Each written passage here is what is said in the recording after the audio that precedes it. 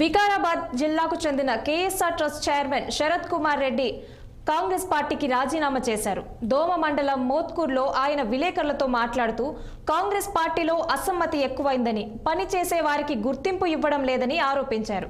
Parigi MLA Rammohan Reddy తనకు ఇచ్చిన మాట తప్పడం వల్లే రాజీనామా చేస్తున్నట్లు ఆయన ప్రకటించారు. గత డిసెంబర్లో జనరల్ అసెంబ్లీ ఎలక్షన్స్ అప్పుడు మన ప్రస్తుత శాసనసభ్యుడు, అప్పుడు మాజీ శాసనసభ్యుడు టి రామ్మోహన్ రెడ్డి గారి వినతిపై కొన్ని వందల సార్లు నన్ను అడిగి, నా బంధువుల ఇళ్ళని అడిగి, నా బంధువుల ఇళ్ళకి పోయి, మా ఇంటికి వచ్చి మా అమ్మని అడిగి, మా అమ్మ కాంగ్రెస్ పార్టీలో ఉన్నా నన్ను చేరమంటే ఆ రోజు ఇక్కడున్న పరిస్థితుల వల్ల రేవంత్ అన్న ముఖ్యమంత్రి అవుతాడని, మన జిల్లా అభివృద్ధి చెందుతుంది, మన జిల్లా నాయకుడు ముఖ్యమంత్రి అయితే మనందరికి బాగుంటుంది అని చెప్పి కాంగ్రెస్ పార్టీలో జాయిన్ అవ్వడం జరిగింది.